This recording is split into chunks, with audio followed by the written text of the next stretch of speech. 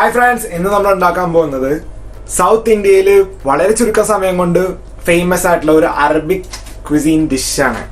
അതിൻ്റെ പേരാണ് അൽഫാം. നമുക്കിത് എങ്ങനെ ഈസി ആയിട്ട് വീട്ടിൽ തന്നെ ഉണ്ടാക്കാം എന്നുള്ളതാണ് നമ്മളിന്ന് കാണാൻ പോകുന്നത്.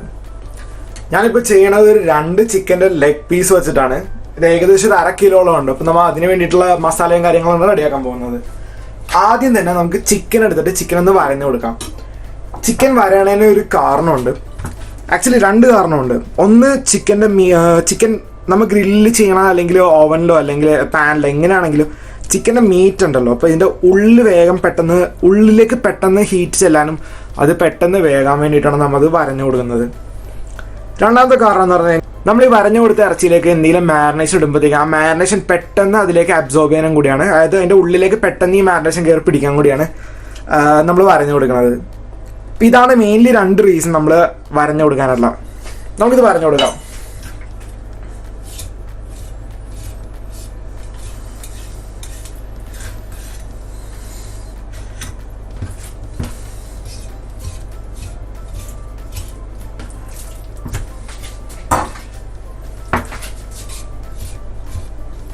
ഫ്രണ്ട്സ്, അപ്പം നമ്മുടെ മാരിനേഷനിലേക്ക് നമ്മൾ ആദ്യം തന്നെ ഒരു ടേബിൾ സ്പൂൺ കേർഡാണ് ഉപയോഗിക്കുന്നത്.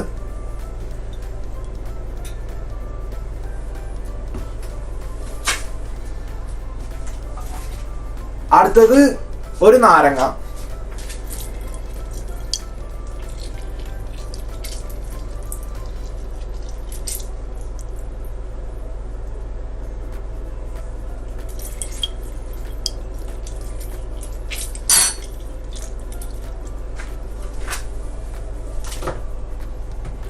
എൻ്റെ കയ്യിലുള്ള നാരങ്ങ ചെറുതായതുകൊണ്ടാണ് ഞാൻ ഇത് ഒരെണ്ണം യൂസ് ചെയ്തത്. നിങ്ങളുടെ കയ്യിൽ വലിയ നാരങ്ങയാണെങ്കിൽ അതിൻ്റെ പകുതിയിൽ ഉപയോഗിച്ചാൽ മതിയാവും. 1/2 കിലോ ചെയ്യാനാണെങ്കിൽ.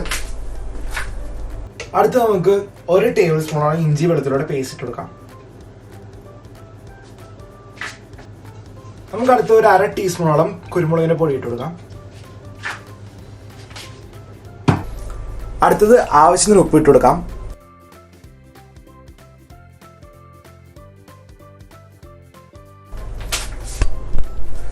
ഞാനിപ്പോൾ ഉപ്പ് ആഡ് ചെയ്തിരിക്കുന്നത് ഹിമാലയൻ സോൾട്ട് അല്ലെങ്കിൽ പിങ്ക് സോൾട്ട് എന്നുള്ള ഉപ്പാണ്. നിങ്ങൾക്ക് സാധാരണ ഉപ്പ് വേണമെങ്കിൽ ആഡ് ചെയ്യാം. അടുത്തത് നമുക്ക് നമ്മൾ വരഞ്ഞു വെച്ചിരുന്ന ചിക്കൻ ഇട്ട് കൊടുക്കാം. ഈ ബേസിക് മാരിനേഷനിലിട്ട് നമുക്ക് ജസ്റ്റ് ഒന്ന് പുരട്ടി കൊടുക്കാം ചിക്കൻ.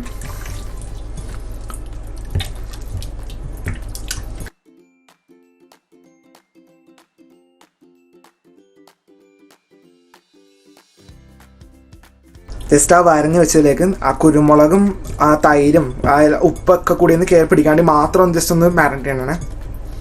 ഇതൊരു 10 മിനിറ്റോളം ഇങ്ങനെ ഇരിക്കട്ടെ. അടുത്തത് നമ്മൾ ഇതിൻ്റെ സെക്കൻഡ് മാരിനേഷൻ റെഡിയാക്കാൻ പോകണേ. സെക്കൻഡ് മാരിനേഷന് വേണ്ടിയിട്ട് നമ്മൾ ആദ്യം തന്നെ നമ്മൾ എടുത്ത് വെച്ചിരുന്ന 1/2 ഒണിയനാണിത്. നമുക്കൊരു മിക്സിയിലേക്ക് ഇട്ട് കൊടുക്കാം. ഒരു 1/2 തക്കാളി കൂടി ഇട്ട് കൊടുക്കാം.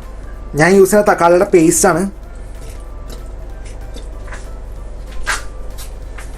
അതിൻ്റെ കൂടെ തന്നെ ഒരു 1/2 ടീസ്പൂൺ പെരിഞ്ജീരകത്തിൻ്റെ പൊടി ഇട്ട് കൊടുക്കാം, ഫെനൽ പൗഡർ. ഒപ്പം തന്നെ ഒരു 1/2 ടീസ്പൂൺ നല്ല ജീരകത്തിൻ്റെ പൊടി ഇട്ട് കൊടുക്കാം. കുറച്ച് മഞ്ഞളുടെ പൊടിയും കൂടി ഇട്ട് കൊടുക്കാം. 1 ടീസ്പൂണോളം നമുക്ക് കൊറിയാണ്ടറിൻ്റെ പൗഡർ, മല്ലിപ്പൊടിയും കൂടി ഇട്ട് കൊടുക്കാം. ഒപ്പം തന്നെ 1 ടീസ്പൂൺ നമുക്ക് മുളകിൻ്റെ പൊടിയും. കാശ്മീരി റെഡ് ചില്ലിയാണ് യൂസ് ചെയ്യുന്നത്, അതുകൊണ്ട് നല്ല കളർ ഉണ്ടാവും, അത്യാവശ്യം എരിവും ഉണ്ടാവും. ഈ സമയത്ത് നിങ്ങൾക്ക് വേണമെങ്കിൽ പച്ചമുളക് ആഡ് ചെയ്യാൻ അകത്ത്. ഞാൻ എൻ്റെ കയ്യിൽ ഇല്ലാത്തതുകൊണ്ട് ആഡ് ചെയ്യാനുള്ള. അടുത്തത് 1 ടീസ്പൂണോളം ഗരം മസാലയുടെ പൊടിയാണ് ആഡ് ചെയ്യുന്നത്. പിന്നെ നമ്മൾ നേരത്തെ അരച്ച് വെച്ചിരുന്ന ഒരു 1.5 ടീസ്പൂണോളം ഇഞ്ചിയുടെയും വെളുത്തുള്ളിയുടെയും പേസ്റ്റാണ് ആഡ് ചെയ്യുന്നത്. നമ്മൾ ഓൾറെഡി ചിക്കൻ മാരിനേറ്റ് ചെയ്യുമ്പോൾ ചെയ്തതാണ്, എന്നാലും ഗാർലിക്കിന് ഇഞ്ചിയുടെയും പേസ്റ്റ് എന്ന് പറഞ്ഞാൽ ഒരു ഫ്ലേവർ തന്നെ എപ്പോഴും. അതുകൊണ്ട് ഞാൻ അത് കുറച്ചും കൂടി ആഡ് ചെയ്യുന്നുണ്ട്. നമുക്കിതെല്ലാം നല്ല രീതിക്ക് ഒന്ന് മിക്സ് ചെയ്ത് കൊടുക്കാം.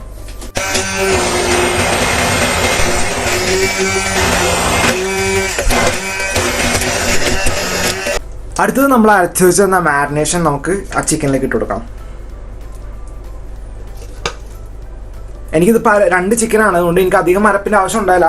പക്ഷെ അരക്കുമ്പോൾ നമ്മൾ ആ ഫ്ലേവർ കിട്ടാൻ വേണ്ടി ആവശ്യമുള്ള ഇൻഗ്രീഡിയൻസ് ഒക്കെ ഇട്ട് വേണം അരക്കാനായിട്ട്. ആ അരപ്പിൽ നിന്ന് എനിക്ക് ആവശ്യത്തിനുള്ള അരപ്പ് മാത്രമാണ് അതിൻ്റെ അകത്ത് കിട്ടേക്കുന്നത്.